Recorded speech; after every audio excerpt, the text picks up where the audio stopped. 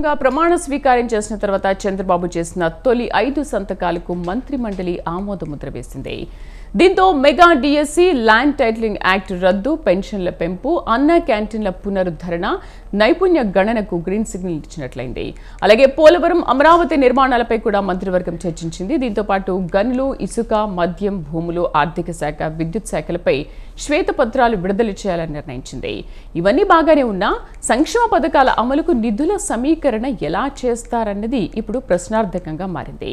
ఇప్పటికే రాష్ట్రం అప్పుల ఊబిలో కూరుకుపోగా దాదాపు అన్ని పథకాల మొత్తాలను పెంచుతామంటూ కూటమి నేతలు ఎన్నికల్లో హామీలు ఇచ్చారు.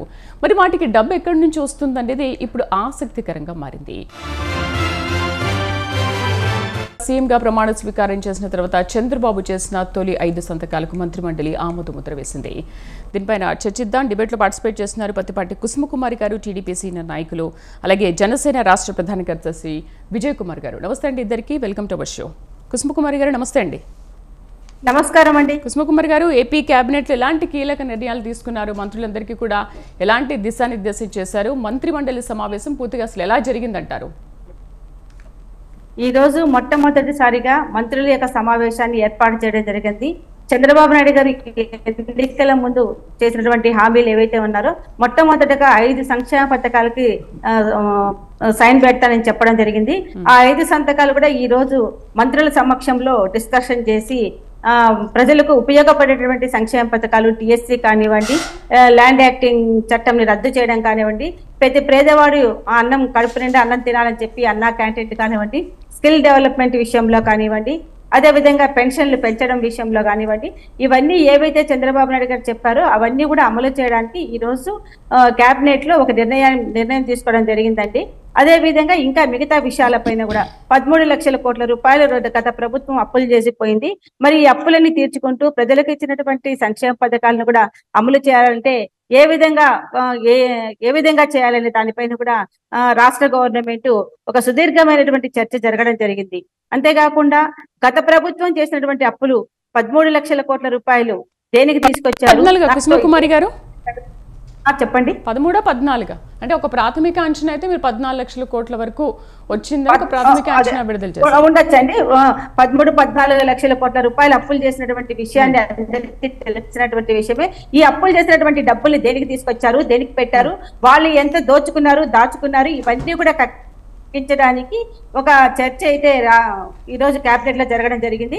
అంతేకాకుండా ఈ రోజు ప్రజలకు ఇచ్చినటువంటి హామీలను ఏ విధంగా ఈ అప్పులు ఉండే పరిస్థితిలో ఏ విధంగా అమలు చేస్తారంటే చంద్రబాబు నాయుడు గారు ఈ రోజు మొట్టమొదట ఆయన ముఖ్యమంత్రిగా సంతకం పెట్టిన వెంటనే ఆయన ఒకటే చెప్తా ఉన్నారు, మనము ప్రజలకు సేవ చేయాలి, ప్రజలు మనకు అవకాశం ఇచ్చారు, మనం కక్ష సాధింపులకు అనేది పోకూడదు, ముందు రాష్ట్ర ప్రజలపైన మన దృష్టి అంతా పెట్టాలి, మనము ఏ విధంగా కష్టపడి రాష్ట్రాన్ని పైకి తీసుకురావాలి, ప్రజలకు ఇచ్చినటువంటి సంక్షేమ పథకాలను కూడా అమలు చేయాలనేటువంటి ఆలోచనతో ఆయన కింద ఉన్నటువంటి మంత్రులకి ఒక దిశ నిర్దేశం చేయడం జరిగింది. కాబట్టి ఈ రోజు మొట్టమొదటిగా ఈ మంచి సంక్షేమ పథకాలు మాత్రం ఖచ్చితంగా అమలు చేయడం జరుగుతుంది, వాటిని ముందుకు తీసుకుపోవడం జరుగుతుంది. అదే విధంగా మద్యం విషయంలో కానివ్వండి, ఇసుక విషయంలో కానివ్వండి, గత ప్రభుత్వము పాలసీలు ఏ విధంగా తీసుకునింది, ఏ విధంగా 1 లక్షల కోట్ల రూపాయలు దోచుకునింది, వాటిని ఏ విధంగా ఈ రోజు మనం ఆ మద్యం రూపంలో కానివ్వండి, ఇసుక రూపంలో కానీ ఒక సరైనటువంటి చట్టాన్ని తీసుకొచ్చి ఆ వచ్చినటువంటి ఆదాయాన్ని రాష్ట్ర ప్రజలకు ఇప్పుడు ఏవైతే చెప్పారో సంక్షేమ పథకాలు వాటికి ఉపయోగించుకునే విధంగా చంద్రబాబు నాయుడు గారి యొక్క నిర్ణయం జరిగిందండి. అంతేకాకుండా ఈ రోజు మనము గత ప్రభుత్వాలు ఏవైతే ఉన్నాయో అవి ప్రజలకు చెప్పినటువంటి మాటలు ఒక రకమైతే వాళ్ళు అమలు చేసినటువంటి ఇంకొక రకంగా ఉన్నాయి. కాబట్టి ఇవన్నిటిని కూడా మనము మసిపూసి మారేడుకాయ చేసే విధంగా కాకుండా మనం ఖచ్చితంగా ప్రజలకు ఇచ్చినటువంటి హామీలన్నీ కూడా తూచా తప్పకుండా మనం ముందుకు తీసుకుపోవాలి. అంటే ఈ రోజు ప్రతిపక్షం లేకుండానే పోయింది. ప్రతిపక్షం లేకపోయినా, ప్రశ్నించే వాళ్ళు లేకపోయినా రాష్ట్ర ప్రజలు 164 సీట్లతో ఒక పెద్ద సింహాసనం పైన మనం కూర్చోబెట్టారు.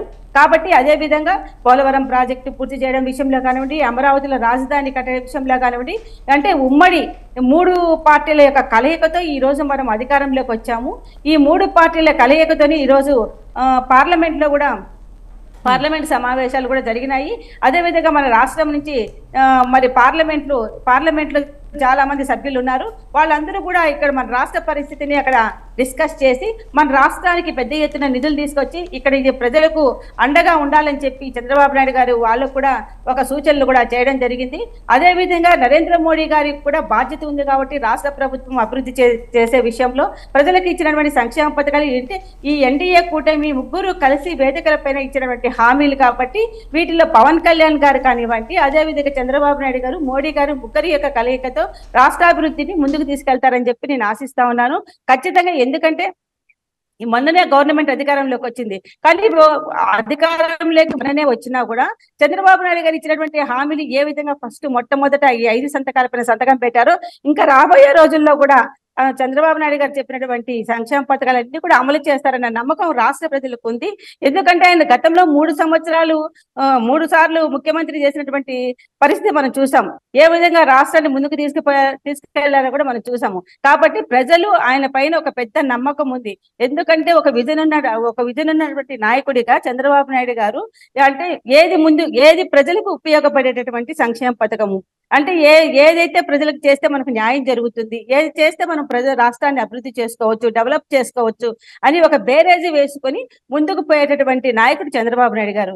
అదే విధంగా ఆయన క్యాబినెట్ లో ఉన్నటువంటి మంత్రులు కూడా చంద్రబాబు నాయుడు గారు ఇచ్చినటువంటి మాటల్ని తూచా తప్పకుండా ఎక్కడ కూడా పొరపచ్చాలు లేకుండా రాష్ట్రాభివృద్ధి కోసమే రాష్ట్ర ప్రజలకు సేవ చేయడానికే ఈ రోజు రాష్ట్ర మంత్రులు కూడా ముందుంటారని చెప్పి కూడా మేము ఆశిస్తా ఉన్నాము.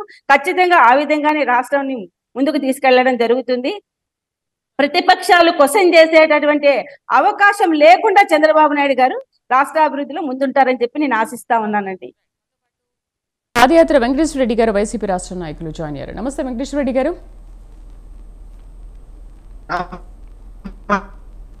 వినిపిస్తుందండి?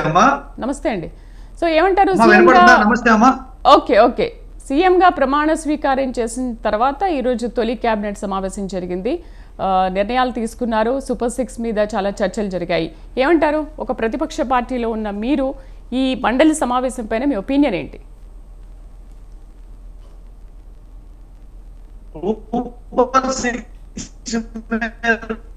ఇవాళ చర్చలు జరుపుకుంటాము. చర్చ అనేవి మేనిఫెస్టో ఇచ్చింది. చర్చలన్నీ జరిగిన తర్వాతే మేనిఫెస్టో ఇచ్చేసి ప్రజల దగ్గరికి వెళ్ళి ప్రచారం చేసుకొని మేము ఇది చేస్తామని చెప్పేసి పంచారు. అంటే అది చెయ్యాలనే కదా, అది చేస్తారనే ఉద్దేశంతోనే కదా అధికారంలోకి తీసుకొచ్చింది.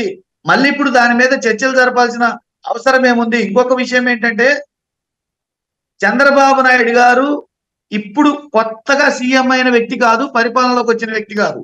ఆయన ఇది 4వసారి ముఖ్యమంత్రి కావడం. గతంలో అనేక సార్లు ముఖ్యమంత్రిగా పలుమార్లు పనిచేసిన అనుభవం అతనికి ఉంది.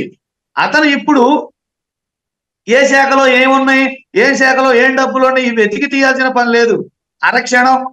అరక్షణం ఉంటే అన్ని విషయాలు రాష్ట్ర ఆర్థిక పరిస్థితి ఎలా ఉంది, ఎక్కడెక్కడ ఏమున్నాయని చెప్పడానికి అరక్షణం పట్టింది. దానికి సమీక్షలు, సమావేశాలు, కాలయాపనలు చేయాల్సిన అవసరం లేదు. పైగా ఇంకొకటి మేనిఫెస్టో మీద కేబినెట్ లో చర్చ జరిగి అమలు జరిపే తీర్మానం చేయలే. ఇక్కడ చేసింది మొదటి 5 సంతకాల మీద మాత్రమే ఆయన అమలు జరపడానికి తీర్మానం చేశారు. ఇక్కడ ఏమంటామంటే మేనిఫెస్టోలో ఆల్రెడీ స్కూళ్లు బిగిన్ అయినాయి, తల్లికి వందనం ఇస్తామని చెప్పారు, వాళ్ళకి పుస్తకాలు లేవు, తల్లికి వందనం అందలేదు. అట్లనే స్కూళ్లలో భోజన వసతుల గురించి కానీ వీటి గురించి కానీ చర్చలు లేవు. ఆల్రెడీ స్కూల్ బిగిన్ అయ్యి చాలా రోజులు అయింది. ఇక్కడ వరుసగా డేట్ల వారీగా పలానా డేట్కి మేము అన్న పథకం పలానా డేట్కి మేము ఇస్తామని చెప్పేసి ఒక షెడ్యూల్ ప్రకటిస్తే ఆంధ్రప్రదేశ్ ప్రజలు సంతోషపడతారు. ఏ నెలలో ఏ పథకం ఎలా వస్తుంది, వాటి విధి విధానాలు ఏంటి, వాటి అర్హతకి నామ్స్ ఏంటి అనేవి గనక చేయగలిగితే అప్పుడు ప్రజలు సంతోషపడతారు. ప్రజలకి లబ్ధి చేకూరేంత వరకు ఇలాంటి చర్చలు అనుమానాస్పదానికి తావిస్తాయి. ఇంకోటి మేమనుకునేది ఏంటంటే చంద్రబాబు నాయుడు గారికి ఏ పని చేస్తే దాని రియాక్షన్ ఎలా ఉంటుందో తెలిసి కూడా రాష్ట్ర వ్యాప్తంగా ఈ దాడులు కానీ, ఈ కార్యాలయాల కూల్చివేతలు కానీ, వైఎస్ఆర్సీపీ కార్యకర్తల మీద వ్యక్తిగత ఆస్తుల మీద దాడులు గాని, హత్యలు గాని, హత్యాయత్నాలు గాని వీటన్నిటిని ఎందుకు ప్రోత్సహిస్తున్నారంటే మా ఉద్దేశం, మా యొక్క అభిప్రాయం ఏంటంటే ఈ ఈవీఎంల విషయం డైవర్ట్ చేయడం కోసం ఈ ప్రజలకు ఇచ్చిన మాట గాని, ఇచ్చిన మేనిఫెస్టో గాని అమలు తీరు మీద ఎక్కడ ప్రజలు గాని, ప్రతిపక్షాలు గాని, విపక్షం గాని క్వశ్చన్ చేస్తాయో ఆ క్వశ్చన్ ని డైవర్ట్ చేయడం కోసం ఇవన్నీ చేస్తున్నారు తప్పితే సోమవారం పోలవరం గత 5 ఏళ్లలో చంద్రబాబు నాయుడు కాలంలో ఎన్నోసార్లు వెళ్ళారు. దానికి ఎక్కడ ఏం జరిగింది మొత్తం తెలుసు. అట్లానే అమరావతి యొక్క గత 5 ఏళ్లలో ఆయన ఏం చేశారో ఆయనకు అన్ని తెలుసు. ఇవన్నీ మళ్ళీ ఇవంతా నేనేమనుకుంటున్నా అంటే కాలయాపన కోసమే, ప్రజలకు ఇచ్చిన మాట నెరవేర్చడం కోసం ఏళ్ల తరబడి కాలయాపన చేయడం కోసం గత ప్రభుత్వంలో మనం చూసాం. చంద్రబాబు నాయుడు కాలంలో 14 నుంచి 19 వరకు రాజధాని పేరుతో అనేక రకాల గ్రాఫిక్లు, అనేక రకాల చిత్రీకరణలు, అనేక రకాల సెట్టింగులు, అవన్నీ గ్రాఫిక్లు ట్రిప్ కు ఒక దేశం నుంచి పిలిచి ఒక చిత్రం గీపిస్తారు. మళ్ళీ ట్రిప్ ఈసారి ఇంకొక దేశం నుంచి పిలిచి ఒక చిత్రం గీపిస్తారు. కేవలం కాలయాపనే. అప్పట్లో రైతుల దగ్గర తీసుకున్న భూమికి వాళ్ళకి ఇస్తామన్న ప్లాట్లు వాళ్ళకి ఇవ్వడానికి 5 ఏళ్ల కాలం గడిపాడు. వాళ్ళకి ఇస్తానన్న భూమి వాళ్ళకి ప్లాట్స్ వేసి రాళ్ళు, హద్దురాళ్లు పెట్టేసి వాళ్ళకి చదును చేసి వాళ్ళకి భూమి ఇవ్వడానికి ఏ వ్యక్తిగత రియల్ ఎస్టేట్ ఓనర్కైనా 2 నెలల్లో ఇచ్చేయచ్చు. అలాంటిది ఒక రాష్ట్ర ప్రభుత్వం 5 ఏళ్ల కాలంలో వాళ్ళ దగ్గర తీసుకున్న భూమికి వాళ్ళకి ప్లాట్లు ఇవ్వాల. ఇప్పుడు కూడా మా యొక్క అభిప్రాయం ఏంటంటే చంద్రబాబు నాయుడు గారు మేనిఫెస్టో అమలు చెయ్యరు, ఇచ్చిన మాట నిలబెట్టుకోరు. నిలబెట్టుకుంటే మంచిదే, ప్రజలందరూ సంతోషంగా ఉంటారు. ప్రజలు మీరు ఇప్పుడు వాళ్ళు నిలబెట్టుకోలేదని అంటున్నారు వెంకటేశ్వర రెడ్డి గారు. వాళ్ళు ఓట్లేశారు. ఓకే వెంకటేశ్వర రెడ్డి గారు, ఇప్పుడు వాళ్ళు నిలబెట్టుకోలేదని అంటున్నారు. మరి మీరు మాత్రం ఎంతవరకు నిలబెట్టుకున్నారు? 5 ఏళ్లలో ఓన్లీ ఒక సంక్షేమ పథకాలని మాత్రమే అమలు చేసి నిలబెట్టుకున్నారా? ఎందుకంటే మీరు కూడా సంక్షేమ పథకాలని నమ్ముకుని ఉన్నారు కదా. మేము అనేది కూడా అదేనమ్మా. ప్రజలు ఎన్నికలు తీర్పు ఏమిచ్చారు? మేము గ్రహపాటో పొరపాటో తప్పులో ఒప్పులో ఎంతో కొంత ప్రజలను మెప్పించలేకపోయామనే కదా మమ్మల్ని ఈ విపక్షంలో కూర్చోబెట్టింది. 151 స్థానాలు వచ్చిన ప్రభుత్వం కొలువు తీరింది. ఇప్పుడే కదా ప్రభుత్వం కొలువు తీరింది. వాళ్ళకి ఇంకా టైం కావాలి. మీరు అప్పుడే మెన్షన్ చేయాలి అంటున్నారు. ఏవి ఎప్పుడు ఇస్తాము, ఎక్కడ ఇస్తాము, ఆ డేట్ ఇవన్నీ కూడా మెన్షన్ చేయాలంటున్నారు. నిజంగా మీ ప్రభుత్వం కొలువు తీరినప్పుడు మీరు తొలి కేబినెట్ సమావేశంలోనే ఇవన్నీ వెల్లడించారా? మీరు చెప్పండి. పోనీ మీరు అంటే ఓపెన్ గా చెప్పండి, ఈ విషయాన్ని ఓపెన్ గా చెప్పండి. మీరు మీ తొలి కేబినెట్ సమావేశంలో ఇవన్నీ చేశారా? అమ్మా చెప్తున్నా అదే. పెన్షన్ పెంపు విషయం సంతకం ప్రమాణ స్వీకారం చేసిన టేబుల్ మీదే మేము సంతకం పెట్టాం. మా సీఎం గారు సంతకం పెట్టారు ఈ పెన్షన్ పెంపు విషయం. అట్లానే మేనిఫెస్టో కరోనా టైంలో కూడా మనుషులు, బంధువులు, తోడబుట్టిన వారు, కడుపును పుట్టిన వారు కూడా వెళ్ళి పలకరించలేని సమయంలో మేము వాలంటీర్ వ్యవస్థ తీసుకొచ్చి ఆ కరోనా టైంలో వాళ్ళందరినీ వాళ్ళ ప్రాణాలు కాపాడే ప్రయత్నంలో సంక్షేమ పథకాలు ఏ ఒక్కటి ఆగకుండా, ఎవరిని టచ్ చేసే పని లేకుండా డైరెక్ట్ గా అకౌంట్ లో డబ్బులు వేసాం. కరోనా సమయంలో కూడా ఇక అప్పుల విషయానికి వస్తే ఇప్పుడు ఉన్నది కూటమి ప్రభుత్వమే, అప్పుడున్నది కూటమి ప్రభుత్వమే. మొన్న నిర్మలా సీతారామన్ గారు పార్లమెంట్ లో ఏమి స్టేట్మెంట్ ఇచ్చారో ఇప్పుడు ఆమె మళ్ళీ ఆర్థిక మంత్రిగా ఉన్నారు. కేంద్ర రాష్ట్ర ప్రభుత్వాలు ఉమ్మడి కూటమి ప్రభుత్వాలుగా నడుస్తున్నప్పుడు అవన్నీ క్లియర్ కట్ గా ఇన్ఫర్మేషన్ తీసుకోవడానికి కానీ, చర్యలు తీసుకోవడానికి కానీ ఇంత చర్చలు అవసరం లేదనేది మా ఉద్దేశం. అంటే ఇప్పుడు ఏంటి, ఇప్పుడు వాళ్ళు కంటిన్యూషన్ చేశారు అదే మంత్రుల్ని అంటారు అక్కడ కేంద్రంలో కానీ ఇక్కడ రాష్ట్రంలో కానీ. ఓకే, ఇప్పుడు మీ ప్రభుత్వం ఒకవేళ వచ్చినా కూడా మీరు కూడా కంటిన్యూ అదే మంత్రుల్ని కొనసాగించే వాళ్ళు కదా, ఎందుకు కొనసాగిస్తారు? నిజంగా అప్పుడు ప్రభుత్వ హయాంలో మంచి జరిగింది కాబట్టి, సో వాళ్ళకు ఒక ఐడియా ఉంటుంది కాబట్టి వాళ్ళని కంటిన్యూ చేస్తే బాగుంటుంది అనుకొని అందరినీ కంటిన్యూ చేస్తారు అక్కడైనా ఇక్కడైనా. అదే మంత్రుల్ని కొనసాగించారు అని అంటే నేను చెప్తున్నాను. తల్లి అది కాదమ్మా, తల్లి కాదు, మేము కంటిన్యూ చేసిన పాయింట్ కాదు. మీరు ఎందుకో రాంగ్ మెసేజ్ వెళ్ళినట్టుంది. ఆమెను కంటిన్యూ చేస్తున్నందుకు కాదు మేము అంటుంది. ఆమె ఉన్నారు, మీకు ఇన్ఫర్మేషన్ ఆమె గతంలో ఇచ్చిన స్టేట్మెంట్లన్నీ మీకు ఉంటాయి, అదే ఇన్ఫర్మేషన్ మీ దగ్గర ఉంటది. మీరు ఆ ఇన్ఫర్మేషన్ ఇప్పుడు కొత్తగా ఎత్తుక్కోవాల్సిన పని లేదని చెప్తున్నాం.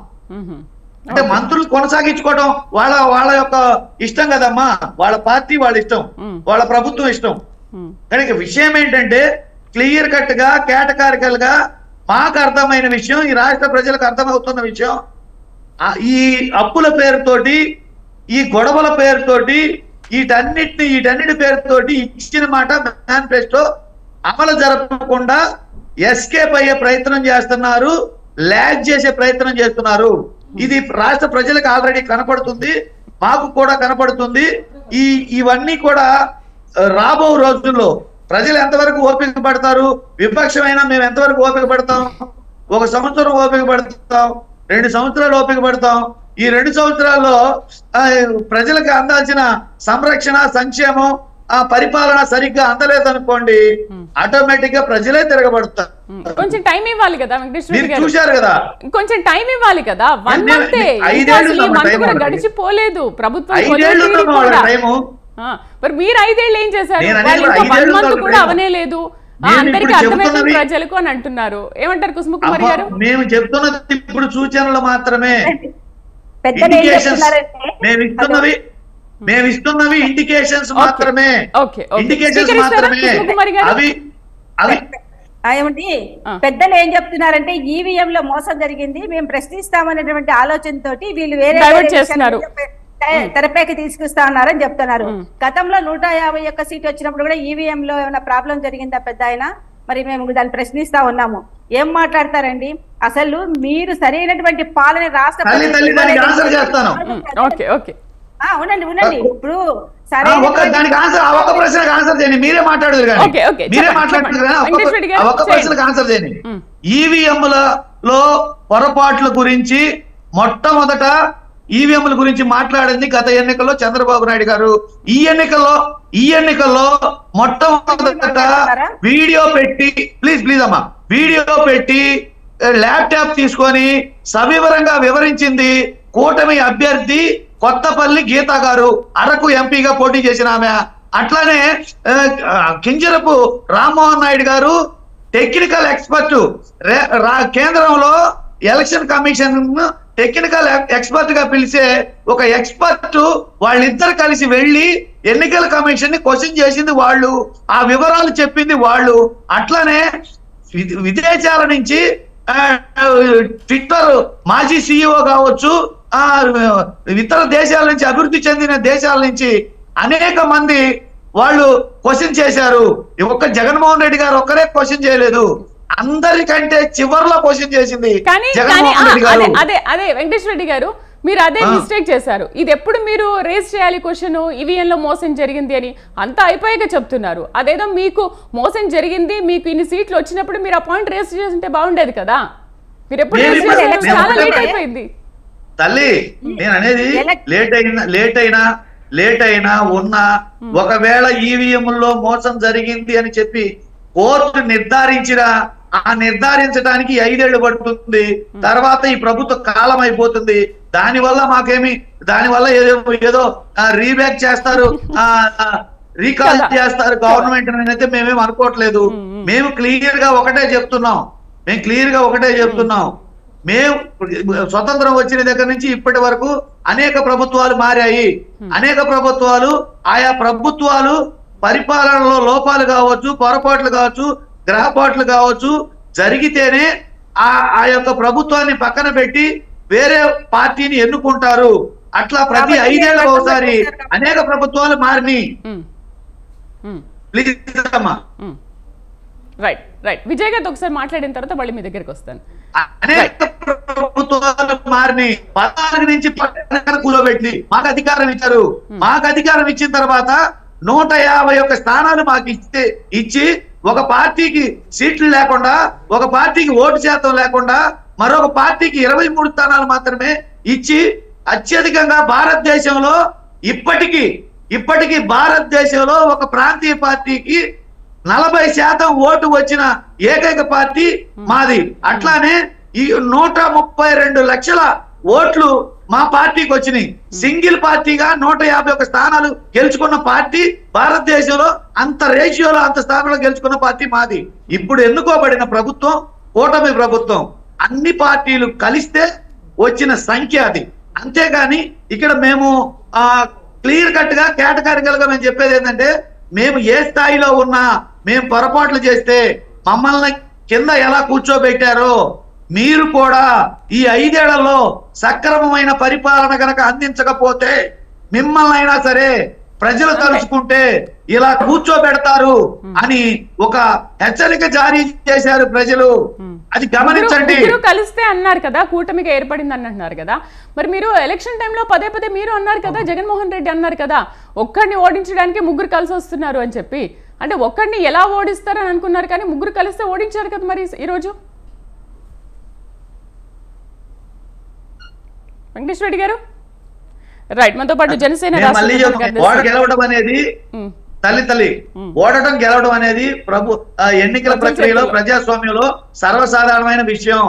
ఓడినా గెలిచినా మేము సింగిల్ గానే పార్టీ పెట్టుకున్నాము, సింగిల్ గానే అధికారంలోకి వచ్చాము, సింగిల్ గానే పోటీ చేసి ఓడిపోయాము, మళ్ళీ రేపొద్దున సింగిల్ గానే అధికారంలోకి కూడా రాబోతున్నాం. రైట్, మనతో పాటు జనసేన రాష్ట్ర ప్రధాన కార్యదర్శి విజయ్ కుమార్ గారు జాయిన్ అయ్యారు. నమస్తే విజయ్ గారు. విజయ్ గారు 5 సంతకాలకైతే మంత్రి మండలి ఆమోద ముద్ర వేసింది. బట్ ఒకవైపు వైఎస్ఆర్సీపీ మాత్రం ఒక ఈవీఎంల ఇష్యూని డైవర్ట్ చేయడం కోసమే ఈ మంత్రిమండలి సమావేశం, కేబినెట్ సమావేశం పెట్టుకుందని అంటున్నారు. మీ ఒపీనియన్ ఏంటి దానిపైన?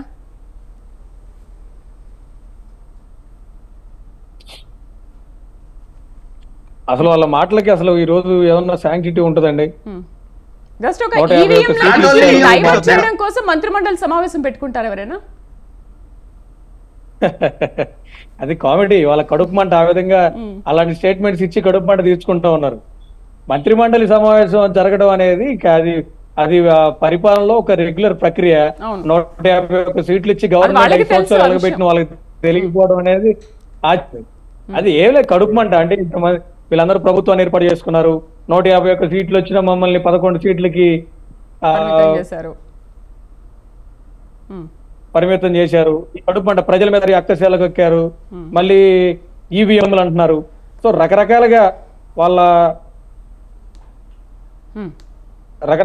వాళ్ళ యొక్క కడుపు పంటని బయట పెట్టే ప్రయత్నం చేస్తున్నారు. దాంట్లో భాగమే తప్పిస్తే ఇప్పుడు ప్రభుత్వం ఏర్పడింది, మనం కూటమి ఎన్నికలప్పుడు కొన్ని హామీలు ఇచ్చారు. ముఖ్యమంత్రి గారు ఛార్జ్ తీసుకోగానే కొన్ని సంతకాలు పెట్టారు. రాబోయే 5 సంవత్సరాలు మంచి పరిపాలన ప్రజలకు అందించాలి, రాష్ట్రంలో శాంతి భద్రతలు గాడి తప్పాయి, సహజ వనరులు విపరీతంగా దోపిడీకి గురయ్యాయి. సో వీటన్నిటి మీద చర్చించుకోవాలి. ఒక నిర్దిష్టమైనటువంటి ప్రణాళికను ఏర్పాటు చేసుకోవడం కోసం ఖచ్చితంగా మంత్రిమండలి సమావేశం ఏర్పాటు చేసుకుంటారు. దాంట్లో డైవర్ట్ చేసేది ఏముంది? డైవర్ట్ చేయకుండా సుప్రీంకోర్టుకి వెళ్ళొచ్చు, ఎలక్షన్ కమిషన్ కి మీరు ఫిర్యాదులు చేసుకోవచ్చు మీకు ఏమైనా డౌట్లు ఉంటే. సో దాన్ని వేరే ఎవరో డైవర్ట్ చేస్తే మీరు చెప్పేటువంటి ఆరోపణలు డైవర్ట్ అవడానికి ఏముంటుంది? ఇంత లాజికల్ గా ఎలా మాడితే నాకైతే అర్థం కావట్లేదు. కుసుమకుమారి గారు, అంటే అక్రమంగా ఉన్నాయంటూ కూల్చివేతలు, ఈవీఎం విధ్వంసం అనేది జరిగింది, ఈ ఇష్యూని డైవర్ట్ చేయడానికే కేబినెట్ సమావేశం అని అంటున్నారు. మరి ఈ కూల్చివేతలు ఎంతవరకు అక్రమం అంటారు? మీరు చెప్పండి పోనీ. ఏమంటే ఈ కూల్చివేతలు ఫస్ట్ నుంచి ప్రజావేదిక కూలదోసినప్పుడు వీళ్ళు మాటలు ఏమైనాయండి? కోడెల శివప్రసాద్ గారి పైన ఫర్నిచర్ విషయంలో ఫర్నిచర్ దొంగ అని చెప్పి మాట్లాడిన విషయంలో ఈ రోజు మాట్లాడుతా ఉన్నది. ఆ రోజు ఏమైందండి? దళితుల పైన దాడులు చేశారే, ఆ రోజు మీ గొంతు ఏమైందండి?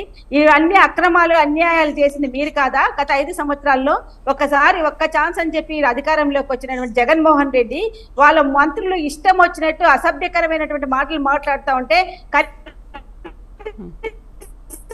వాళ్ళని నోరు మూపించే బాధ్యత జగన్మోహన్ రెడ్డి గారి పైన లేదా? ఈ రోజు 11 సీట్లకు పరిమితం చేశారంటే రాష్ట్ర ప్రజలు ఎందుకు పరిమితం చేశారు ఒక్కసారి మీరు ఆత్మవిమర్శ చేసుకోండి. మద్యపాన నిషేధం అని చెప్పి 9వ పాయింట్లుగా నవరత్నాల్లో పెట్టారు. కనీసం తగ్గు రకం మందు తాపిచ్చి ప్రజల యొక్క జీవితాలు పాడు చేసి వాళ్ళ గుండెలు కిడ్నీలు కూడా చెడిపోయే విధంగా తీసుకొని రావడం జరిగింది. మీరు ఇవన్నీ మర్చిపోతే ఎట్లండి? ఈ రోజు మీరు ఓడిపోవడానికి అనేక రకాలైనటువంటి కారణాలు, వీటిలన్నింటినీ కూడా మీరు పరిశీలన చేసుకొని మళ్ళీ 5 సంవత్సరాల తర్వాత ప్రజల్లోకి వస్తే ఆ రోజు ప్రజలు మిమ్మల్ని కన్నా స్వీకరిస్తే ఆ రోజు మీరు మాట్లాడండి. అంతవరకు మీరు చేసే పనులను చూస్తూ మీరు గమ్మున ఉండాల్సినటువంటి పరిస్థితి. ఈ రోజు చంద్రబాబు నాయుడు గారు కాలయాపన చేసేటటువంటి వ్యక్తి అండి. కాలయాపన కోసం ఆయన రాజకీయాలు చేస్తున్నారా? కాలయాపన కోసమే ఈ రోజు ఆయన 3 సార్లు ముఖ్యమంత్రి, 4వ సారి ప్రజలు అవకాశం ఇచ్చారా చంద్రబాబు నాయుడు గారికి? ఏం మాట్లాడుతున్నారండి?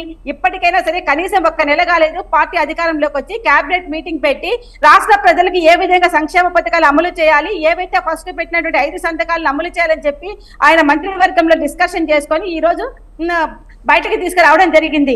వాటిల్ని కూడా మీరు తప్పు పట్టి ఏదో కాలయాపన అని చెప్పి మాట్లాడుతూ ఉన్నారే. గతంలో మీరు పెట్టినటువంటి మంత్రి మండలి సమావేశాలన్నీ కూడా మీరు మరి కాలయాపన కోసం పెట్టారా?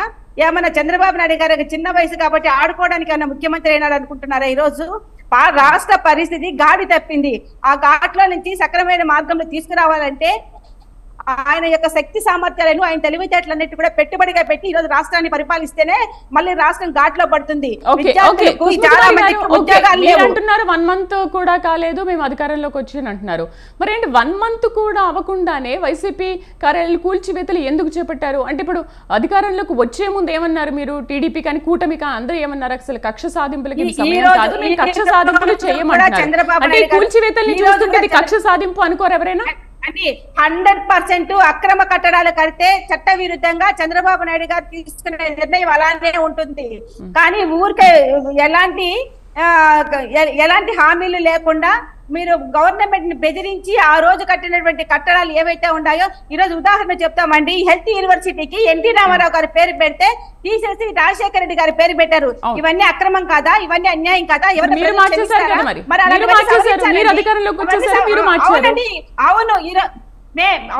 మేము సవరిస్తున్నాం. ఈ రోజు రాష్ట్రంలో వాళ్ళు చేసినటువంటి పనులని, తప్పుడు పనులని మేము సరైనటువంటి ఘాట్లో పెడతా ఉన్నాం. ఈ రోజు మేము ఊరికే అధికారంలోకి రాలా. గతంలో రాజశేఖర రెడ్డి గారి కొడుకుగా జగన్మోహన్ రెడ్డి గారికి అధికారం ఇస్తే ఆయన ఈ రోజు కుక్కలు దించిన విస్తరణ చేసినాడు రాష్ట్రాన్ని. కాబట్టి ఈ రోజు చంద్రబాబు నాయుడు గారు, పవన్ కళ్యాణ్ గారు, మోడీ గారు ముగ్గురు కలిసి అయ్యో రాష్ట్రం విడిపోయింది, ముందే వాళ్ళు వెనకబడి ఉన్నారు, ఒక్కసారి ఏదో ఆయనకు అవకాశం ఇస్తే ఈ రోజు రాష్ట్రాన్ని పరిస్థితి తీసుకొచ్చారే, మనం అందరం కలిసి కేంద్రం నుంచి నిధులు తీసుకొని వచ్చి రాష్ట్రాన్ని అభివృద్ధి చేస్తాము. ఎక్కడైనా అన్యాయం అక్రమాలు జరిగితే అక్రమ కేసులు పెట్టినా కూడా ఇట్లాంటివన్నీ కూడా సవరించాలని చెప్పేటువంటి ఉద్దేశంలో భాగంగానే ఈ రోజు ఏవైనా కూడా వాళ్ళ బిల్డింగ్స్ కానీ ఏవైనా తప్పుడు కట్టడాలు ఉంటే వాళ్ళు సవరిస్తా ఉన్నారు అంతే. చంద్రబాబు నాయుడు కక్షపూరితం కాదు, దీన్ని కక్షపూరితం అనరు. దీన్ని అసలు కక్షపూరితం కాదంట వెంకటేశ్వర రెడ్డి గారు. ఇప్పుడు తెలుగుదేశం పార్టీ కూడా రాష్ట్ర వ్యాప్తంగా తెలుగుదేశం పార్టీ కార్యాలయాలు కట్టింది. తెలుగుదేశం పార్టీ కార్యాలయాలు ప్రభుత్వ భూముల్లోనే కట్టింది. ఆ ప్రభుత్వ భూములు ఏ జీవో తోటైతే వాళ్ళు కట్టారో అదే జీవో తోటి, అలాంటి జీవో తోటే మేము మా ప్రభుత్వంలో మేము నిర్మాణం చేశాం. చేసిన వాటిని మేము కోర్టుకి వెళ్ళాం. కోర్టులో తీర్పు వచ్చే లోపే ఈ రోజు మళ్ళీ ఉంది. తీర్పు వచ్చే లోపే తెలవని జరిగింది. ఆల్రెడీ దానికి చట్ట వ్యతిరేకంగా చర్యలు తీసుకోవద్దని చెప్పేసి, చట్ట ప్రకారం వెళ్ళండి అని చెప్పేసి ఆల్రెడీ కోర్టు చెప్పినా అది వినకుండా చర్యలు తీసుకుంది. సరే, వాటెవర్ మేబీ ప్రజలన్నీ చూస్తుంటారు. మాకు గతంలో కంటే ఇప్పుడున్న మాకు అడ్వాంటేజ్ ఏంటంటే ఇప్పుడు సమాచార వ్యవస్థ చాలా బలోపేతమైంది, ఛానల్స్ చాలా పెరిగినాయి, సోషల్ మీడియా కార్యకర్తలు సోషల్ మీడియా చాలా యాక్టివ్ అయింది. ఆ సోషల్ మీడియా అనేది అసంఘటిత కార్యవర్గం, అది ఎవరు కంట్రోల్ చేయలేని కార్యవర్గం. మాకల్లా సింపుల్ గా మీరు ప్రతిపక్షంలో ఉన్నప్పుడు ఏం మాట్లాడారనే వీడియోలు మా దగ్గర ఉన్నాయి. అధికారంలోకి వచ్చిన తర్వాత ఏం జరుగుతుందనే వీడియోలు మా దగ్గర ఉంటాయి. ప్రతి దానికి సింపుల్ మెథడ్ వచ్చింది. క్లియర్ గా కేటగారికల్ గా అన్ని 1 సంవత్సరం 2 సంవత్సరాలు పోయిన తర్వాత ఈ మాటలన్నీ చర్యల రూపంలో ఏమైనాయి, అప్పుడేమన్నారు, ఇప్పుడేం జరుగుతుంది, అప్పుడేం చెప్పారు, ఇప్పుడేం చేస్తున్నారు, ఇవన్నీ చెప్పడం మాకు చాలా ఈజీ. కొద్దిగా 2 సంవత్సరాలు ఓపిక పట్టడం తల్లి, ఓపిక పడితే రాష్ట్రాన్ని పరిపాలించే విషయంలో మీ దగ్గర పాఠాలు నేర్చుకునే స్థాయిలో చంద్రబాబు నాయుడు గారు లేదు, తెలుగుదేశం గవర్నమెంట్ లేదండి. ఆయనకు బాగా పరిపాలించడం బాగా తెలుసు. తల్లి ఇది కూటమి ప్రభుత్వం, అప్పుడే మొదలెట్టారా? కూటమి ప్రభుత్వం కూటమి ప్రభుత్వం ఎన్డీఏ కలయికతోనే మన కూటమి ప్రభుత్వం తల్లి, ఇది చంద్రబాబు నాయుడు గారు ఒక్కరి ప్రభుత్వం కాదు. ఒప్పుకుంటున్నామండి. రాష్ట్రానికి ముఖ్యమంత్రి అయినా ఉప ముఖ్యమంత్రి పవన్ కళ్యాణ్ గారు, ప్రధానమంత్రి మోడీ గారు, వీళ్ళ యొక్క ముగ్గురి మాట్లాడేటప్పుడు కూటమి ప్రభుత్వం అని చెప్పండి. చంద్రబాబు నాయుడు గారు తెలుగుదేశం పార్టీ ప్రభుత్వం చెప్పండి. ఎన్డీఏ గవర్నమెంట్ లోనే మేము ఇచ్చినటువంటి హామీలన్నీ కూడా నెరవేరుస్తా పోతాం. మీ దగ్గర పాఠాలు నేర్చుకునే స్థాయిలో మా ఎన్డీఏ గవర్నమెంట్ లేదు. విజయ్ గారు, కూటమి ఇచ్చిన ప్రతి హామీని కూటమి ఇచ్చిన ప్రతి హామీని ఎలా నెరవేర్చబోతున్నారు? ఎన్నికల సమయంలో కూడా వైఎస్ఆర్సీపీ మేము అంతకంటే డబుల్ ఇస్తామని చెప్పారు, మీరు కూడా అంతకంటే డబుల్ ఇస్తామని పెంచే ఇస్తామని చెప్తున్నారు. అటు పెన్షన్లు కానీ 3,000 నుంచి 4,000, వాలంటీర్లకు 5 నుంచి 10,000, రైతు బంధు 20,000, ఇలా ఒక ఇంట్లో ఒకరికి కాదు ఇప్పుడు ఇద్దరికి మేము చదివిస్తామని చెప్పారు. ఇలాంటి చాలా హామీలు ఇచ్చారు కదా. అసలు ముందుగా ఎదురవుతున్న ప్రశ్న ఏంటంటే ఈ హామీలన్నింటికీ కూడా మీరు ఆర్థిక సంపద ఎక్కడి నుంచి తీసుకొస్తారు అనేది ఇప్పుడు అందరిలో మెదులుతున్న ప్రశ్న. కూటమి దీన్ని ఎలా నెరవేర్చబోతోంది? మరి ఖచ్చితంగా రాష్ట్ర ఖజానా ద్వారానే ప్రతి రూపాయి కూడా ఖర్చు పెడతారు. రాష్ట్రానికి వచ్చే ఆదాయం కానీ, తర్వాత రాష్ట్ర అవసరాలకు అనుగుణంగా మనం కేంద్రం నుంచి మనకు వచ్చేటువంటి షేర్స్ కానీ, పన్నుల్లో వచ్చే షేర్స్ కానీ, మనకు అవసరమైనప్పుడు కేంద్ర ప్రభుత్వం నుంచి మనం తీసుకునేటువంటి అప్పులు కానీ, ఇవన్నీ కూడా మన ఖజానాలో జమైన ప్రతి రూపాయిని ఉపయోగపెట్టే సంక్షేమ పథకాలు కానివ్వండి, లేకపోతే ఎన్నికల సమయంలో ఏవైతే కూటమి పక్షం తరఫున హామీలు ఇచ్చి అవన్నీ కూడా నెరవేరుస్తారు. దానికి ఒక పక్క ప్రణాళికతోటే ఈ ప్రభుత్వం ముందుకు పోతుంది. సో ఎలా నెరవేర్చాలి, నిధులు ఎలా సమకూర్చుకోవాలనే విషయం మీద ఈ రోజు కేబినెట్ లో కూడా చర్చించారు. దానికి సంబంధించి కూడా పూర్తి వివరాలు మీడియాకు వెల్లడించినారు. మరి అప్పు సంగతి ఏమంటారు? 14 లక్షల కోట్ల వరకు ఉంటుందని ఒక ప్రాథమిక అంచనాకైతే వచ్చారు. మొన్నటి వరకు అసలు అప్పు ఎంత ఉందో కూడా తెలియదు అనుకున్నారు. బట్ ఇప్పుడు అధికారులందరూ ఒక అంచనా అయితే ఇచ్చారు పేపర్ పైన, 14 లక్షల కోట్ల అప్పు ఉంది అని. ముందు ఈ అప్పు ఎలా తీరుస్తారు? మీరు చెప్పిన దానికంటే డబల్ ఖర్చు అయిపోయింది కదా, మీరు ఇచ్చిన హామీలో డబల్ ఖర్చు ఉంది కదా దాంట్లో, మరి ఆ డబల్ ఖర్చుని ఎలా భరిస్తారు? ఖచ్చితంగా అంటే ఒకవైపు గత ప్రభుత్వం చేసినటువంటి డ్యామేజ్ ఏంటంటే అండి, ఎక్కడ కూడా డెవలప్మెంట్ మీద, తర్వాత మనకు సొంతంగా మనం ఆదాయం సమకూర్చుకునే మార్గాలు ఎక్కడ కూడా గతకలేదు. కేవలం రాష్ట్ర ఖజానాలో ఉన్న డబ్బులు ఖర్చు పెట్టడం, అవి మళ్ళీ అప్పులు తీసుకోవడం. సో ఇదే క్రమంలో గత 5 సంవత్సరాల పరిపాలన సాగింది. ఇప్పుడు మొత్తం అంచనా వేస్తే ఇప్పుడు అంత పెద్ద స్థాయిలో ఈరోజు రాష్ట్రానికి అప్పులు ఉన్నాయి. సో తప్పదు. అది ఇప్పుడు వైఎస్ఆర్ కాంగ్రెస్ పార్టీ చేసింది కాబట్టి వైసీపీ నాయకుల దగ్గర వసూలు చేసుకోండి అని చెప్పి ప్రభుత్వం చెప్పలేదు. ఎందుకంటే అది కంటిన్యూస్ ప్రాసెస్ కాబట్టి ఖచ్చితంగా రాష్ట్ర ప్రజల మీద వైఎస్ఆర్ కాంగ్రెస్ పార్టీ ప్రభుత్వం రూపంలో వాళ్ళు ఏదైతే మోపారో దుబారా ఖర్చులు పెట్టి రకరకాలుగా వాటన్నిటిని కూడా ఖచ్చితంగా ప్రజల మీద మోపారు. దాన్ని తీర్చాల్సిన బాధ్యత కూడా ఈ ప్రభుత్వం మీద, రాబోయే ప్రభుత్వాల మీద ఉంటది కాబట్టి సో ఖచ్చితంగా వాటిని ఒకవైపు ఆ భారాన్ని మోస్తూనే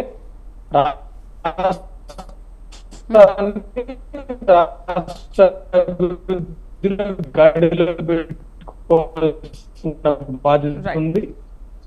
ఒక పద్ధతి ప్రకారం వృధా ఖర్చులు తగ్గించుకుంటే, వృధా ఖర్చులు అంటే సచివాలయాలకి రంగులు వేసుకోకుండా కొద్దిగా ఖర్చుని తగ్గించుకుంటూ ప్రజలకి ఏమి ఇవ్వాలి, ఎంత మేరకు ఇవ్వాలి, ఆ ఇచ్చిన దాన్ని సిస్టమేటిక్ గా ఖర్చు పెడితే వాళ్ళకి ఎంతవరకు మేలు చేయొచ్చు అనే ఒక నిర్దిష్టమైన ప్రణాళిక, దూరదృష్టి ఉంటే ఖచ్చితంగా మనకున్నటువంటి వనరుల లోపల ఆంధ్రప్రదేశ్ ని చాలా చక్కగా నిర్మించుకోవచ్చు.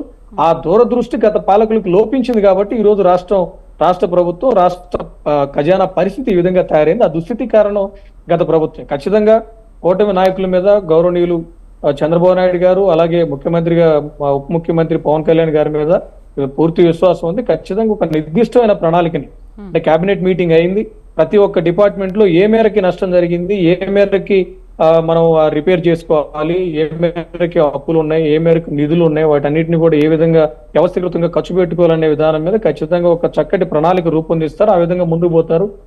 ఏవైతే ఎన్నికల సమయంలో ఇచ్చిన హామీలోనే వాటన్నిటిని కూడా తూచా తప్పకుండా ఈ ప్రభుత్వం ఖచ్చితంగా అమలు చేస్తుంది. అమలు చేస్తుంది. బట్ నిర్దిష్ట ప్రణాళికలో మీరిచ్చిన హామీల అమలులో ఏమైనా ఆలస్యం జరిగే అవకాశాలు ఉన్నాయి. ఎందుకంటే జూలై 1 నుంచి కూడా పెన్షన్ ఇచ్చేస్తాము, ఇంటింటికి వెళ్ళి ఇచ్చేస్తామని అంటున్నారు. అండ్ 3 నెలలు కూడా కలిపి 3,000 కలిపి 7,000 ఇస్తామని చెప్తున్నారు. బట్ ఇదంతా పెద్ద ప్రాసెస్తో కూడుకున్న పని.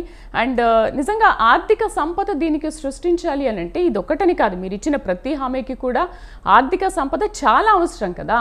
మరి ఎలా అంటే ఇప్పుడు ఈ నిర్దిష్ట ప్రణాళికలో భాగంగా ఈ అమలులో ఏమైనా ఆలస్యం జరిగే అవకాశాలు కనిపిస్తున్నాయా? ఎక్కడ ఆలస్యం చేయరు?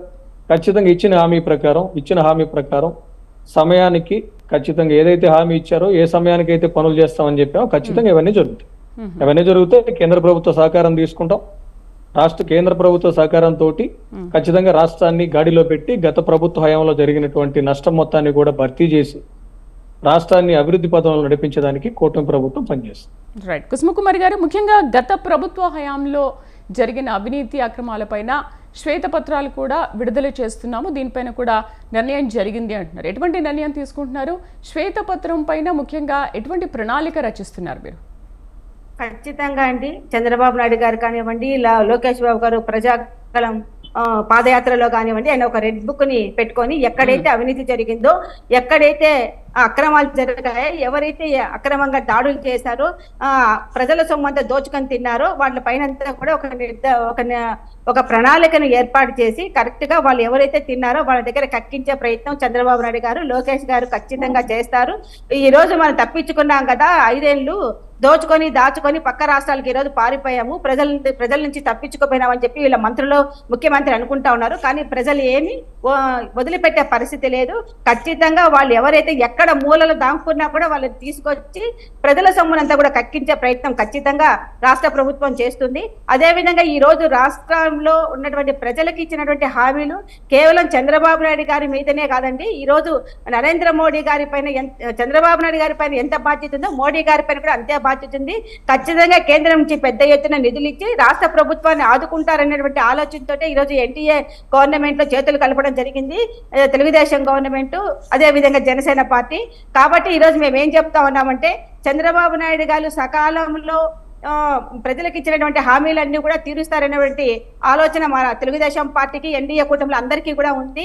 ఎందుకంటే ఈ రోజు రాష్ట్రం అప్పుల పాలు అయినప్పటికీ కూడా తలా ఒక చెయ్యేసి రాష్ట్ర ప్రజలు కూడా కొంచెం అర్థం చేసుకుంటారు. అంటే అప్పుల పాలు చేసినటువంటి రాష్ట్రానికి మళ్ళీ ఇంత పెద్ద ఎత్తున సంక్షేమ పథకాలు ఇస్తారని చెప్పి చంద్రబాబు నాయుడు గారు చెప్పారు. కానీ మేమైతే చిన్న ఒడిదుడుకులతో పక్కన పెట్టినట్టయితే కనుక ఖచ్చితంగా ప్రజలకు ఇచ్చినటువంటి హామీలు తీసుకుపోతారు. అదేవిధంగా రాష్ట్రంలో ఆదాయాన్ని ఏ విధంగా సృష్టించాలో కూడా చంద్రబాబు నాయుడు గారు ఆలోచన చేస్తారు. విదేశాల నుంచి పెద్ద ఎత్తున పెట్టుబడులు తీసుకొచ్చి పరిశ్రమలు పెట్టి ఇక్కడ యువతతో ఉద్యోగ అవకాశాలు కల్పించి ఆ విధంగా కూడా ఆదాయాన్ని రాష్ట్రంలో పెంపొందించి ఈ విధంగా రాష్ట్రాన్ని అభివృద్ధి చేసుకోవడానికి చంద్రబాబు నాయుడు గారు కానివ్వండి ఎన్డీఏ కూటమి ముందుంటుందని చెప్పి కూడా మేము ఆశిస్తా ఉన్నాము. వీళ్ళేమి ఉలికి పడాల్సిన అవసరం లేదండి. వైఎస్ఆర్ కాంగ్రెస్ పార్టీ వాళ్ళు ఎక్కడ భూతద్దం వేసి చూసినా కూడా ఎక్కడ తప్పులుంటాయనే ఎతికే ప్రయత్నం వీళ్ళు చేస్తా ఉన్నారు. కానీ ఈ మధ్య కాలంలో ఆ పార్టీ అధికారంలోకి వచ్చింది 1 నెల కూడా కాల, కానీ ఈ నెలలోనే చంద్రబాబు నాయుడు గారు ఒక మంచి నిర్ణయం ఈ 5 సంతకాలు ఏవైతే ఉన్నాయో చాలా మంచి సంతకాలు, ప్రజలు హర్షిస్తా ఉన్నారు. ఇదే విధంగా చంద్రబాబు నాయుడు గారు గవర్నమెంట్ ముందుకెళ్తాదని చెప్పి కూడా నేను ఆశిస్తా ఉన్నాను. కాబట్టి వైఎస్ఆర్ కాంగ్రెస్ పార్టీ వాళ్ళు అదే గుమ్మడికాయలు దొంగంటే భుజాలు తనుకునే విధంగా కాలయాపన చేస్తారు. ఈ మంత్రుల యొక్క కూటమి అవసరం లేదు, ఈ మంత్రుల యొక్క మీటింగ్స్ పెట్టుకోవాల్సినటువంటి అవసరం లేదు, దీనివల్ల వచ్చే లాభం ఏంటి, ఇవన్నీ రకరకాల మాటలు మాట్లాడుతున్నారు. ఒక్కసారి వాళ్ళు వెనక్కి తిరిగి చూస్తే ఇలాంటి మీటింగ్స్ ఎన్ని పెట్టారు, ఎన్ని కోట్ల రూపాయలు ఏ మంత్రులు తిన్నారో కూడా ఒకసారి ఆలోచించుకోవాల్సిన అవసరం ఉంది. కాబట్టి వీళ్ళు ఇంత తొందరగా మీడియా ముందుకు వచ్చి మాట్లాడాల్సినటువంటి అవసరం లేదు. ప్రతిపక్షమే లేదు మీకు. మీ నాయకుడు అసెంబ్లీలో కూర్చొని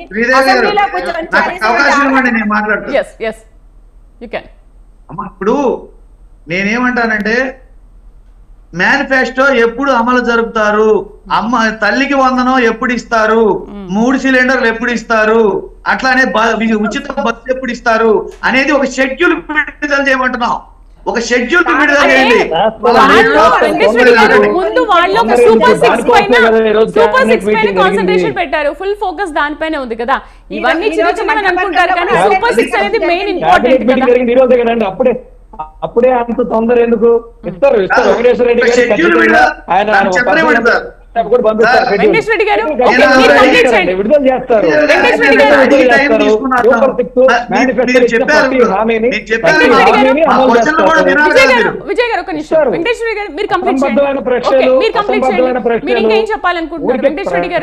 వేయకూడదు, ఉపయోగకరమైన ప్రశ్నలు ఉండాలి.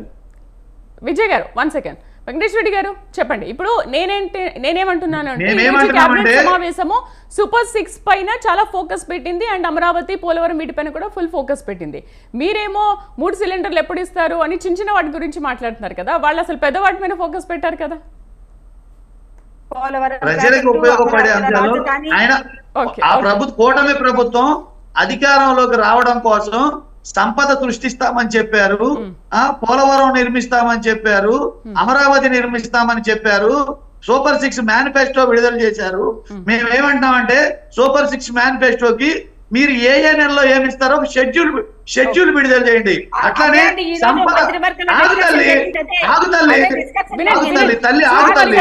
మీ టైంలో మీరు చెప్తారు కానీ మీ టైంలో మీరు చెప్తారు కానీ ఆగుతల్లి. అట్లానే సంపద సృష్టిస్తామనే దానికి ప్రజలకు అర్థమయ్యే విధంగా ఏ విధంగా సంపద సృష్టిస్తారో ప్రణాళికాబద్ధంగా వివరణ ఇమ్మని అడుగుతున్నాం. అసలు నువ్వు అడిగే వద్దు, మేము చేసేస్తాం అంటే దానికి అర్థమే ఉందమ్మా. షెడ్యూలే కదా మేము విడుదల చేయమన్నది. ఏ నెలలో ఏమిస్తారు, ఏ సంవత్సరంలో ఏమిస్తారు,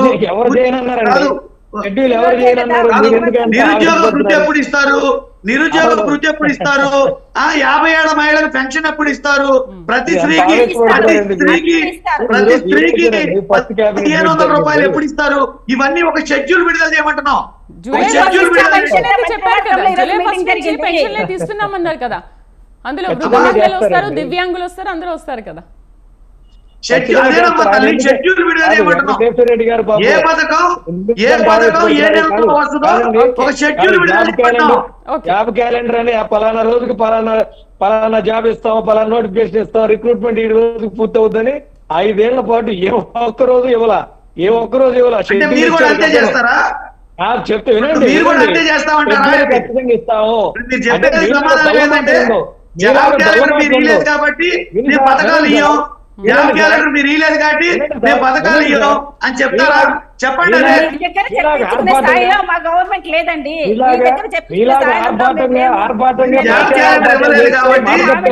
పథకాలు ఇవ్వమని చెప్తారా? మీరు అడిగారు, వినే ఓపిక ఉండాలి. వినండి చెప్తా. మీలాగా ఆర్భాటంగా పేపర్లో ప్రచారం చేసుకొని షెడ్యూల్ చేసుకొని తప్పేటువంటి పరిస్థితి ఉండదు. ఖచ్చితంగా ప్రతి డిపార్ట్మెంట్ ని ప్రతి కార్యక్రమాన్ని రివ్యూ చేసుకొని ఖచ్చితంగా మీరు అడిగినట్టే షెడ్యూల్ అనేది ఖచ్చితంగా ఇస్తాం. అది పాసిబుల్ గా ఉండాలి. ఆ షెడ్యూల్ అనేది ఖచ్చితంగా ఇస్తాం. ఏవైతే హామీలు సూపర్ 6 లో పోలో ఇచ్చినామో ప్రచార సమయంలో ఖచ్చితంగా వాటన్నిటినీ కూడా షెడ్యూల్ క్రమంలోనే ఖచ్చితంగా ప్రజలకు చేరవేసేటువంటి కార్యక్రమం ఈ ప్రభుత్వం తీసుకుంటుంది. గత ప్రభుత్వం చేసిన షెడ్యూల్ ఇచ్చి మాట తప్పదు. ఒక నిబద్ధతతో కూడినటువంటి కార్యక్రమాన్ని, అభివృద్ధి కార్యక్రమాల నిర్వహణని ఈ ప్రభుత్వం తీసుకుంటుంది. ఖచ్చితంగా మీరే చూస్తారు. ఈ రోజే ఫస్ట్ కేబినెట్ మీటింగ్ అయింది, చర్చించుకున్నారు. ఏమేమి ఉన్నాయి, ఎక్కడెక్కడ ఏ విధంగా ముందు పోవాలని చర్చ జరిగింది. ఖచ్చితంగా దాని గురించినటువంటి వివరణ, దాని గురించినటువంటి ప్రణాళిక ఇవన్నీ కూడా ప్రజల ముందు పెడతారు. ప్రజలకు తప్పించుకుపోయేది ఏముండదు కదా. సంపద ఎలా సృష్టించబోతున్నారో చెప్తారు, ఉద్యోగాల కల్పన ఎలా చేయబోతున్నారో చెప్తారు, సంక్షేమ పథకాలు అభివృద్ధిని సమాంతరంగా ఎలా సాధించబోతున్నారో చెప్తారు, ప్రతిదీ చెప్తారు. ఆవేశం ఎందుకు? ప్రభుత్వం ఏర్పడి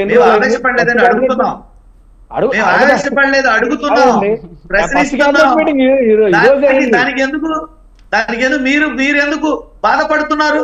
అధికారంలోకి వచ్చిన వాడు బాధ్యతగా సమాధానం చెప్పాలి. బాధపడట్లేదు, మేము చాలా సంతోషంగా ఉన్నాం. ఏంటంటే బాధ్యతగా సమాధానం చెప్పండి. పరిపాలన ముగిసిపోయింది. ఇప్పుడు క్యాపిటల్ ఎక్స్పెండిచర్ అనేది మీరున్నప్పుడు 28, తర్వాత 32, ఇప్పుడు ఇంకా పెరిగిపోయింది క్యాపిటల్ ఎక్స్పెండిచర్ అనేది. సో ఇప్పుడు అప్పుడు కూడా మీరు అప్పులు తీసుకొచ్చి, వైఎస్ఆర్సీపీ ప్రభుత్వం కూడా అప్పులు తీసుకొచ్చి ఖర్చు చేసింది. బట్ ఇప్పుడు దానికంటే డబల్ పెరిగిన నేపథ్యంలో ఈ పర్సంటేజ్ని మీరు ఎలా అధిగమిస్తారు? ఈ ఎక్స్పెండిచర్ని ఎలా అధిగమించి ముందుకు వెళ్తారు? చాలా కష్టం కదా. అప్పు కరెక్ట్ అండి మీరు అడిగింది. దానికి సమాధానం ఏంటంటే అప్పు చేసేటప్పుడు చాలా బాధ్యతగా చేయాలి. అప్పు తీసుకొచ్చినటువంటి డబ్బు మన ఆదాయం కాదు. అప్పు తీసుకొచ్చిన డబ్బు మీద మనం వడ్డీ డబ్బుని చాలా బాధ్యతగా ఖర్చు పెట్టాలి. భవిష్యత్తు కోసం ఈ రోజు ఖర్చు పెడుతున్న ₹1 భవిష్యత్తులో ఒక ₹10 సంపాదించే విధంగా ఉండాలి. అది సంక్షేమం మీద ఖర్చు పెట్టండి, అభివృద్ధి కార్యక్రమం మీద ఖర్చు పెట్టండి, ఇన్ఫ్రాస్ట్రక్చర్ డెవలప్మెంట్ మీద ఖర్చు పెట్టండి. కానీ ఏది కూడా ఎప్పుడైతే బాధ్యతగా ప్రజల సొమ్ము మీద, ప్రజా ఖజానా మీద మనం ఎప్పుడైతే బాధ్యతగా ప్రభుత్వం నుంచి వ్యవహరిస్తామో ఖచ్చితంగా అభివృద్ధి సాధించడం అనేది అంత కష్టసాధ్యమైందేం కాదు. కష్టపడాలి, ఖచ్చితంగా కష్టపడాలి, ప్రణాళికలు వేసుకోవాలి, ఖర్చులు ఉంటాయి దానికి తగినట్టు. అప్పు తీసుకొచ్చిన రూపాయిని నిబద్ధతగా, నిజాయితీగా, ఒక బాధ్యతగా ఖర్చు పెట్టగలగాలి. ఆ బాధ్యత గత ప్రభుత్వం లోపించింది కాబట్టి రాష్ట్రం ఈ రోజు ఈ పరిస్థితిలో ఉండింది. ఒక నిర్దిష్టమైన ప్రణాళికతోటి, లాంగ్ టర్మ్ ఆబ్జెక్టివ్ తోటి గతంలో ఈ రూపాయి ఖర్చు పెట్టామని చెప్పండి పార్టీ వాళ్ళని. ఎక్కడ జరగలేదు. బట్ డెడికేషన్ లోపించినప్పుడు, హానెస్టీ లోపించినప్పుడు, రెస్పాన్సిబిలిటీ, అకౌంటబిలిటీ లోపించినప్పుడు అభివృద్ధి ఎలా సాధ్యం అవుతుంది? సాధ్యమయ్యే సమస్య లేదు కదా. సో ఆ క్యారెక్టర్స్ తోటి ఈ ప్రభుత్వం నడుపుతామన్న ఉద్దేశంతో, కష్టపడాలన్న ఉద్దేశంతో, రాష్ట్ర ప్రజలకు ఒక నిర్దిష్టమైన భవిష్యత్తుని రాబోయే సుదీర కాలంలో ఇవ్వాలన్న ఉద్దేశంతో, లక్ష్యంతో ఈ ప్రభుత్వం కష్టపడటానికి ముందుకొస్తే షెడ్యూల్ ఇవ్వండి, అది ఇవ్వండి, ఇది ఇవ్వండి అని చెప్పి, అంటే ఒక రకమైన, అంటే ఈ ప్రభుత్వం ఫెయిల్ అయితే బాగుండని చూస్తున్నారు వీళ్ళు, విచ్ ఈస్ వెరీ మచ్ ఏమంటాం, అది మన దరిద్రం కాకపోతే ఈ ప్రభుత్వం ఫెయిల్ అయితే బాగుండని చూస్తా ఉన్నారు. ఈ ప్రభుత్వానికి ఏదన్నా ఈ ప్రభుత్వం బాగా పరిపాలించాలని చెప్పి కోరుకోవట్లా, మమ్మల్ని 11 సీట్లో కూర్చోబెట్టారు కాబట్టి ప్రజల మీద కక్ష తీర్చుకునే ధోరణిలో వాళ్ళ బిహేవియర్ ఉంది. 11 సీట్లు పెరిగినా వాళ్ళకి 42% ఓట్ పర్సెంటేజ్ అయితే వచ్చింది కదా. అంటే గత ప్రభుత్వ హయాంలో లబ్ధి చేకూర్చారు కాబట్టి, తీసుకున్నారు కాబట్టి అంత పర్సెంటేజ్ వచ్చింది.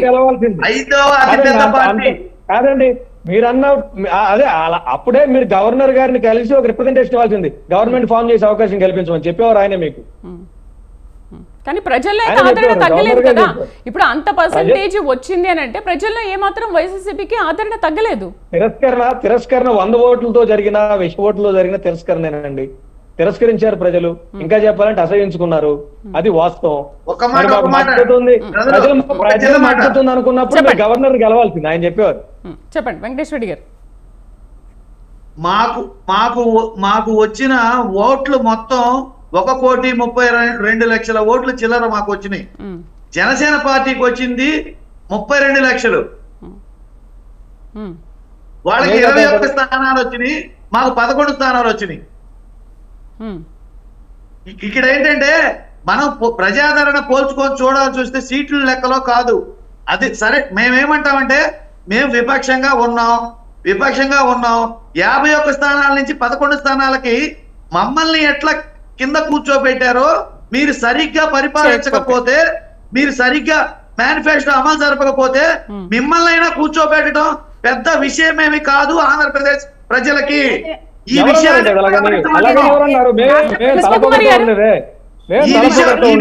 మీరు గమనించండి అంటున్నాం. ఏమంటారు కుసుమకుమారి గారు? ఖచ్చితంగా గమనించా చెప్తున్నాం. చాలా ఒళ్ళ దగ్గర పెట్టుకుని కార్యక్రమాలు జరుగుతాయి. బాధ్యతగా పరిపాలిస్తారు. ప్రజాస్వామ్యంలో ప్రజలకి అనుగుణంగా, ప్రజల ఆకాంక్షలకు అనుగుణంగా పరిపాలించిన వాళ్ళు ఎవరైనా కింద కూర్చోవాల్సింది. దానికి ఉదాహరణ మీరే. ఖచ్చితంగా కూటమి ప్రభుత్వం ప్రజల ఆకాంక్షలకు అనుగుణంగా పనిచేస్తుంది. కూటమి ప్రభుత్వం మీరే కూర్చున్నారు, 14 నుంచి 15కి మీరే కూర్చున్నారు. మీరు కూర్చున్న తర్వాతే మేము కూర్చున్నాం. ఇప్పుడు ఎన్డీఏ కూటమి అధికారంలోకి వచ్చిందండి. మేము ఏం చేస్తాము, మాకు అవకాశం ఇచ్చి చూడండి. రాబోయే 5 సంవత్సరాల తర్వాత గురించి మీరు మాట్లాడుతున్నారు, ఆ తర్వాత గురించి అప్పుడు ప్రజలు లేదు తల్లి 14 నుంచి 19 వరకు కూడా మాట్లాడుతున్నాం. అప్పుడు వేరు కదండి, అప్పుడు వేరు, ఇప్పుడు వేరు. ఆ ప్రజలు ఇచ్చినటువంటి తీర్పుకి మేము కట్టుబడి ఉంటాము.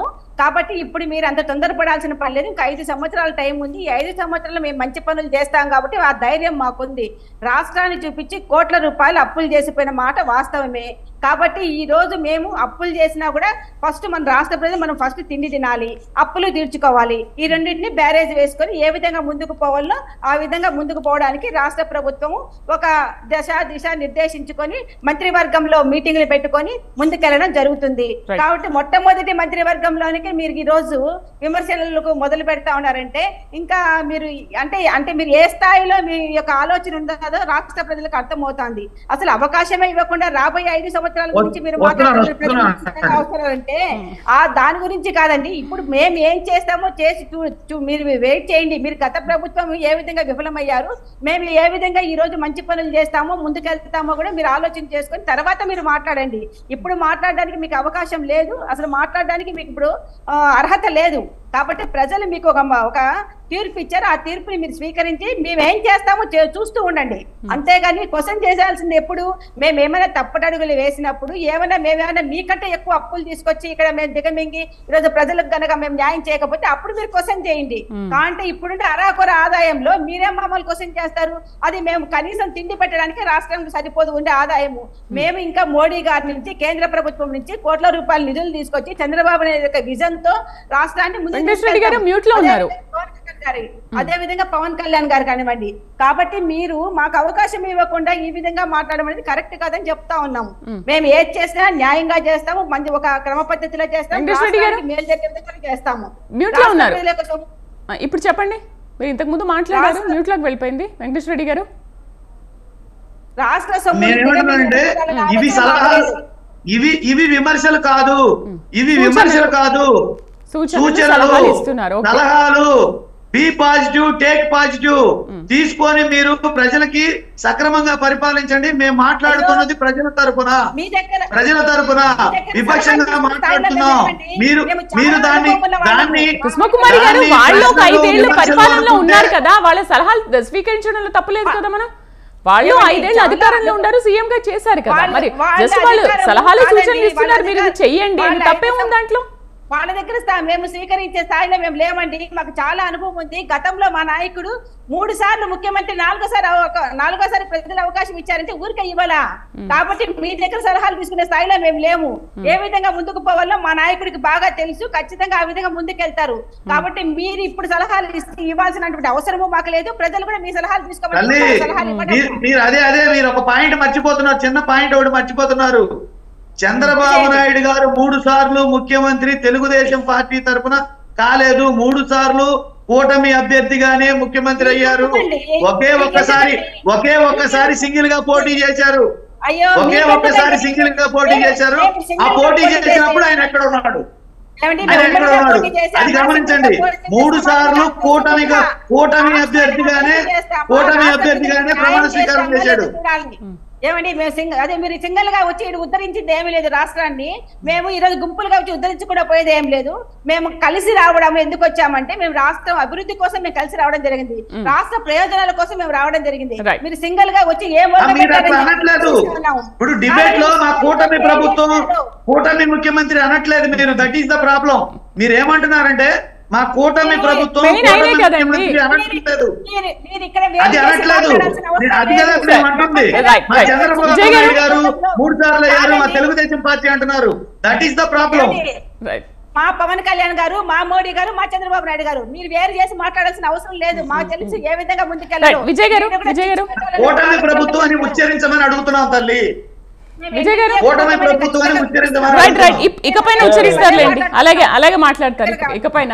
వెంకటేశ్వర రెడ్డి గారు రైట్. విజయ్ గారు, ఏ అంటే అమలాపురం, పి అంటే పోలవరం అన్న చంద్రబాబు వాటి నిర్మాణాలపైన కూటమి ప్రభుత్వం మొత్తం కూడా ఎటువంటి నిర్ణయం తీసుకోబోతోందంటారు? ఎందుకంటే దీనిపైన చాలా పెద్ద ఫోకస్ చేశారు.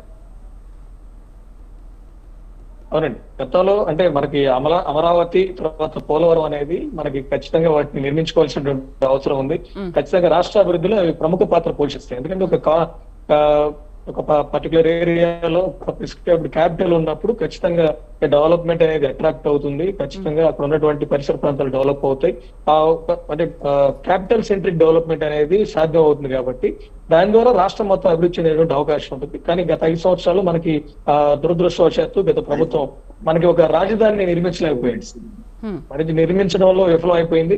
సో ఇక పోలవరం అనేది మనకి అత్యంత ప్రతిష్టాత్మకమైనటువంటి బహుళార్థ సాధక ప్రాజెక్టు. దాన్ని కేవలం ఒక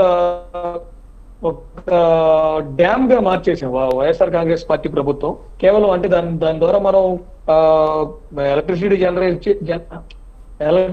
జనరేట్ చేసుకోవచ్చు, తర్వాత వాటర్ సప్లై చేసుకోవచ్చు. సో బహుళార్థ సాధక ప్రాజెక్ట్ ని కేవలం ఒక డ్యామ్ గా అంటే రీకన్స్ట్రక్ట్ చేసుకోవాల్సినటువంటి అవసరం ఉంది. సో కాబట్టి అమరావతి ఏంటి కంక్లూడ్ చేసే అవకాశం నాకు ఇవ్వండి. కూడా కార్యక్రమాలు ఏవైతే ఉంటాయో వాటితో కలిపి ఖచ్చితంగా రాష్ట్రాన్ని అభివృద్ధి చేసుకునే క్రమంలో ఎక్కడెక్కడైతే విధ్వంసం జరిగిందో, ఎక్కడెక్కడైతే రాష్ట్రం వెనకబడిపోయిందో వాటన్నిటిని కూడా సరి చేసుకుంటూ ఒక గొప్ప అభివృద్ధి సాధించే దిశగా, ప్రజలందరికీ అన్ని వర్గాల వారికి న్యాయం చేసే దిశగా కూటమి ప్రభుత్వం పరిపాలన రాబోయే రోజుల్లో మనమే విజ్ఞప్తి చేస్తాం. కంక్లూడ్ చేద్దాం వెంకటేశ్వర రెడ్డి గారు. ఒక విపక్షంగా మేము ఖచ్చితంగా ప్రతి ఒక్క డిబేట్ లో, ప్రతి ఒక్క అంశాల మీద, ప్రతి ఒక్క సందర్భంలో ఖచ్చితంగా ప్రజల తరపున మేము సూచిస్తూ ఉంటాము, సలహాలు ఇస్తుంటాము, అవసరమైతే ప్రశ్నిస్తాము, అవసరమైతే ఉద్యమం కూడా చేస్తాము. మేము చెప్పేది ఏంటంటే మీరు ఏమి మాట ఇచ్చారో, ఏం మేనిఫెస్టో ఇచ్చారో అది అమలు జరిపే విధానంలో మీరు కొనసాగించండి. దయచేసి కొనసాగిస్తే ప్రజలు కనుక మిమ్మల్ని మెచ్చుకుంటే ప్రతి 5 ఏళ్లకు ఒకసారి ఎలక్షన్స్ వస్తాయి. ఎలక్షన్స్ వచ్చినప్పుడు ఖచ్చితంగా ఎవరైతే మంచి పనులు చేశారో, ఎవరైతే మేలు చేస్తారో ప్రజలకి వాళ్ళని ఆశీర్వదిస్తారు. కాబట్టి ఈ విషయాలను గమనించి కొత్తగా వచ్చిన కూటమి ప్రభుత్వం ప్రజలకు మంచి పరిపాలన అందించాలని కోరుకుంటున్నాం. రైట్, కుసుమకుమారి గారు. ఏమండి, వీళ్ళు ఏదో మరి అదే ఇప్పుడు జనసేన పార్టీ నాయకులు చెప్పినట్లు ఏదో రాష్ట్ర ప్రభుత్వం విఫలమవుతుంది, అదేదో మాకు ఇప్పుడు మళ్ళీ రాత్రి మళ్ళా మాకు అధికారంలో చేతిలోకి వస్తుందేమో అని అత్యాశతో ఉన్నారు వీళ్ళు. ఈ 5 సంవత్సరాలు కళ్ళు మూసుకున్నా కళ్ళు తెరుచుకోకపోయినా మేము ఇచ్చినటువంటి హామీలు ఏ విధంగా ముందుకు తీసుకెళ్లాలో మాకు తెలుసు. మేము రాష్ట్రాన్ని పరిపాలించడానికి హేమీలు ఉన్నారు మా ప్రభుత్వంలో, మా ఎన్డీఏ కూటమిలో. పవన్ కళ్యాణ్ గారు సామాన్యమైనటువంటి వ్యక్తి కాదు, చాలా తెలివితేటలు కలిగినటువంటి వ్యక్తి. ఉప ముఖ్యమంత్రిగా ఏ విధంగా రాష్ట్రాన్ని ముందుకు తీసుకుపోవాలని ఆయనకు బాగా తెలుసు.